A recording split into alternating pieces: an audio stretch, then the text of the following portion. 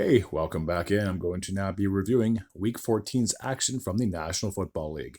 I'll take a look at the scores and go through the teams that I predicted would win. And at the end of the video, I'll tell you all how I did with my weekly picks and my overall picks heading into week number 15. It's just so sad that there's literally just a month left of regular season football. It's so crazy how we wait all off season, which is basically after the Super Bowl until the start of September, which is like 5 or 6 months, just to watch time fly. And here we go. So Thursday we had the Detroit Lions. They played host to their NFC North rivals and the Green Bay Packers. I did predict that Detroit would win. 34-31 would be the final score. I got to say, Dan Campbell is extremely ballsy for going for it so many times on fourth down. One time, I'm pretty sure they got a touchdown out of it, and then their last drive, they converted a fourth and inches, and then they ended up melting the clock down and then kicked a last-second field goal to pull off their 10th consecutive win, or maybe it was their 11th win. Either way, the Lions are red hot. So far, 1-0 with my predictions. The rest of the games took place on Sunday and Monday, respectively. In the AFC East, we had the Miami Dolphins playing host to the New York Jets. 32-26 would be the final score. This game would need overtime, so at least the Jets kind of put up a bit of a fight. But unfortunately, after this game and after this loss, they have now been mathematically eliminated. But I could have told you that like 2 months ago that they weren't making the playoffs. And with the victory, the Dolphins, they're still below 500, and they're fighting for their playoff lives as well. So every game is going to be crucial from here on out. The Minnesota Vikings played host to the Atlanta Falcons.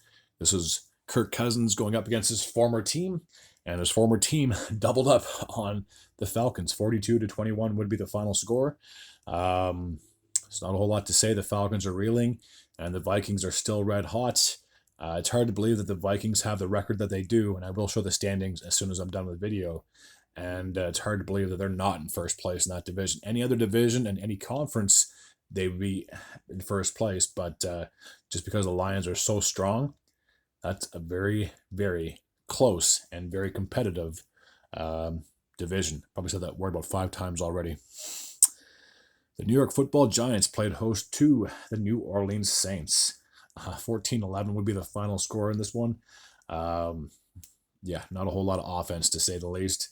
I really wish I had more to comment on this, but the Giants are out of the playoffs. The Saints are hanging on for dear life, if they even have a shot at all. But if I'm going to be completely honest with you, I don't think the Saints are making the postseason this year. All right, the Philadelphia Eagles played host to the Carolina Panthers. 22-16 would be the final score. I thought because the Eagles were so dominant and a first in their division and easily going to make the playoffs if they haven't clinched already.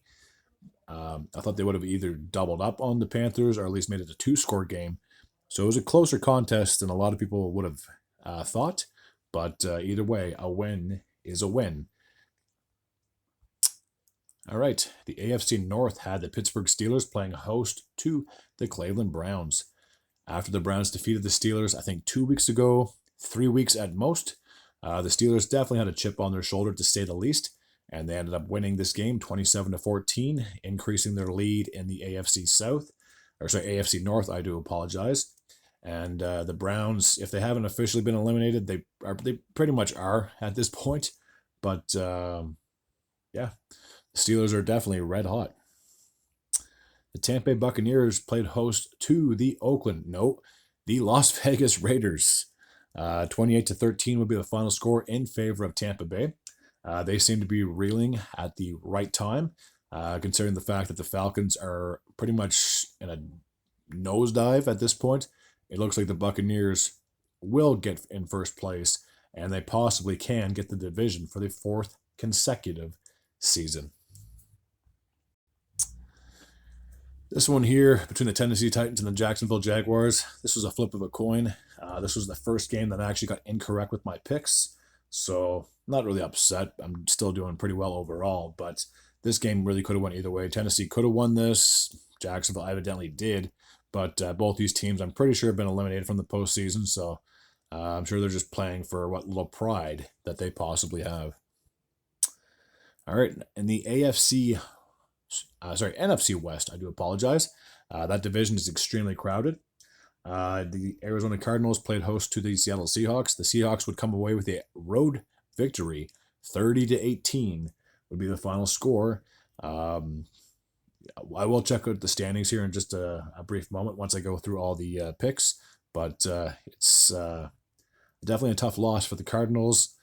Is it the end of the world? Not necessarily, but definitely hurts to lose, especially at home, to a division rival. Now, this game here definitely took me by surprise. The Los Angeles Rams played host to the Buffalo Bills. I did predict that Buffalo, just like I'm sure 99% of the world would have predicted, Buffalo would win. 44-42 would be the final score. It was a very close game, but a very fun fact is that Josh Allen threw for 3 touchdowns, 21 points, and then he ran for 3 touchdowns, another 21 points, 21 plus 21, 42. So he literally scored all the points for the Buffalo Bills, give or take the extra points. So that would be 6 points, I guess. But he kept his team in it, but unfortunately the defense just didn't show up or didn't get enough stops, didn't get enough 3 and outs or whatever the case may be is. So a tough loss to say the least, considering the team I'm about to talk about here very soon, as the Bills aren't worried about winning the division. They've already won that. They're just trying to compete for that first spot in the AFC, but it's a tall mountain to climb, to say the least. And as for the Rams, they're keeping their playoff hopes alive. I will check the standings here, like I've said before, but that NFC West is extremely crowded with a lot of teams trying to get that division. The third game that I got wrong took place in San Francisco as the 49ers, played host to the Chicago Bears. Just considering the fact that San Fran lost last week and they've been playing so poorly, I had very little faith in this team, considering I had them pegged as division favorites and potentially go back to the Super Bowl. But they proved me wrong. 38-13 would be the final score. They won by 25 points. So if they can keep this pace up, they could compete for a division title or maybe a wild card position.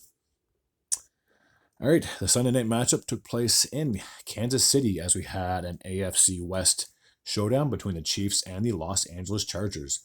19-17 would be the final score. They scored on the last-second field goal. They seem to be getting a lot of gritty wins and very close wins. This Chiefs team does, so it's not like they're running away with every single game. They easily could have missed this field goal. They easily could have not blocked the Broncos field goal, and then like a lot of close games could have gone either way, either for or against the Chiefs. So they're lucky. Like, it's not too many times I see a team that only has 1 loss heading into Week 15 and call them lucky. But man, the Chiefs, they've just been playing so poorly at some points, and their offense isn't the same. Maybe their defense you could question a little bit, but a lot of close games that could have ended up as a loss, but it didn't. I should also mention, too, that the Chiefs got the division for the 9th straight year. I'll never forget back in 2015-16 when the Broncos got it. I was like, cool, they won the division for like 3 years in a row or 4 years in a row. And yeah, that's definitely a thing of the past, to say the least. And the Monday night matchup, which was like the Simpsons Monday Night Football game, as you had Homer and the Dallas Cowboys playing against Bart and the Cincinnati Bengals. I did predict that Cincinnati would win in this game, and it was close. 27-20 would be the final score.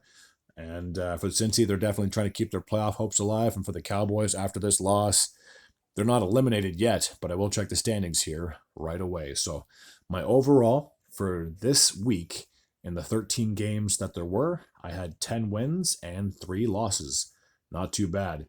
My overall record heading into week number 15, I have 145 correct guesses and 63 incorrect guesses. So almost 100 games above 500, and I'll take that. And even if I were to lose and go 0 for the last 4 weeks of the season, I'm hoping I'd possibly finish above 500, because let's say hypothetically there's no bye weeks. That'd be 16 games times 4 Well, 16 plus 16 is 32. 32 plus 32 is 64. So yeah, I'd still finish above 500 even if I got every single game wrong. So I'm pretty happy about my predictions. All right, now take a look at the standings. I'll do it through the conference. This way it'll make a little bit more sense. So in the AFC, the Kansas City Chiefs, as you can see, they have a record of 12-1. I feel that if they get one more win, they could possibly get first place. Now, technically, there's still 4 or 5 games respectively for both these teams. I think 4 games, I should say. And the Bills are only behind them by 2. And the kicker is that the Bills already beat the Chiefs. So if there's some fluke reason they finish with this exact same record, the Bills will obviously bump them due to the tiebreaker. So I'm sure Buffalo's a little bitter about losing in LA because I'm sure they wanted to keep pace for that first place. But there's still 4 more games, like I said, respectively, for both these teams. And anything can happen in the last month of football. The Steelers are in 3rd place with a record of 10-3. They have the same record as Buffalo. In 4th place, we have the 8-5 Houston Texans. The wildcard teams look as such. The Baltimore Ravens are 8-5, as are the Los Angeles Chargers and the Denver Broncos. So we basically have a 3-way tie for the wildcard positions. The teams that are in the hunt, well, I might as well just take a look at the rest of the teams in the AFC. So I think I scrolled too far. I do apologize. So let me just scroll back down. So Indy, they are currently in the 8th spot in the AFC with a record of 6-7. The Dolphins also have a record of 6-7. The Cincinnati Bengals are 5-8 after their win. The Cleveland Browns, as you can see, there's an X beside their name after their loss to the Steelers. They have now officially been eliminated from the postseason with a record of 3-10. Jacksonville's also 3-10. The Jets are 3-10. The Titans are 3-10. And the Patriots are 3-10. The Las Vegas Raiders are 2-11. So technically, I don't know if I can get all 6 teams or 7 teams on the screen, but the Ravens, like I said, they're 4th, the Chargers are 5th, and Denver's 6th. Sorry, 5th, 6th, and 7th, respectively. I apologize. And then outside of that, Indy, they're technically 2 games behind Denver. I'm pretty sure Denver plays Indy in week number 15. And if Denver happens to beat Indy at home, then they would almost solidify that playoff spot because after that game, Indy would be 3 games behind Denver with 3 games remaining. And quite similar to the Bills and the Chiefs, if Indy happened to have the same record as Denver at the end, because they lost, Denver would obviously get the playoff spot. So you can almost pencil Denver in to make the postseason after almost a decade, which I would have been waiting for so goddamn patiently for them to get back into the playoffs. But there's nothing is confirmed yet until you have something beside your logo or your name. All right, that's the AFC side of the picture. Now, the NFC, the Detroit Lions have a record of 12-1. They currently have the first place in the NFC. Right behind them are the Philadelphia Eagles with a record of 11-2. The Seattle Seahawks are in 3rd place with a record of 8-5. And in 4th place are the Tampa Bay Buccaneers, who are finally back above 500 with a record of 7-6. Team 5 through 7 look like this. The Minnesota Vikings are 11-2.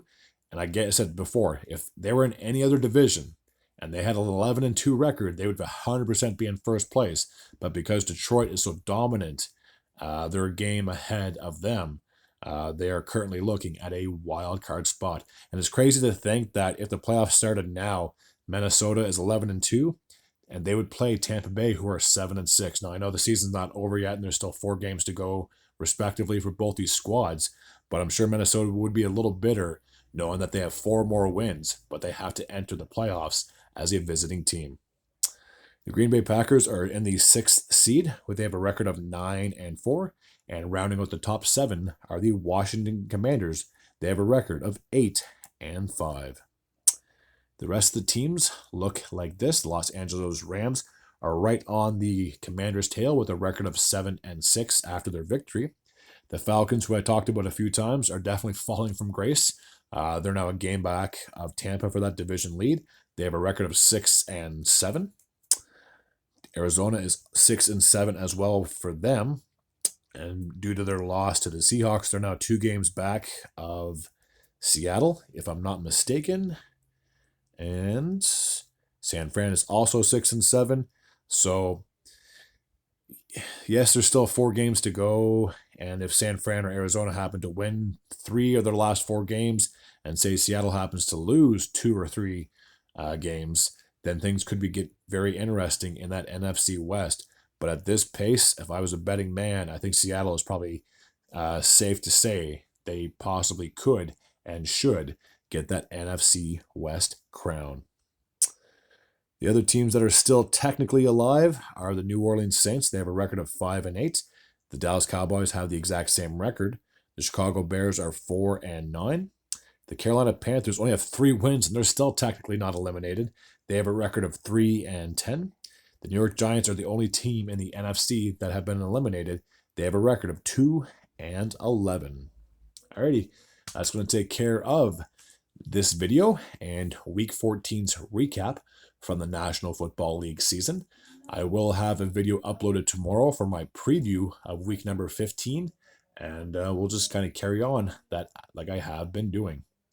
Alright, that's going to take care of this particular video. As always, if you're new to this channel and you like this type of content, feel free to hit the sub button. I'd be very grateful and very appreciative. Until next time, and as always, take care.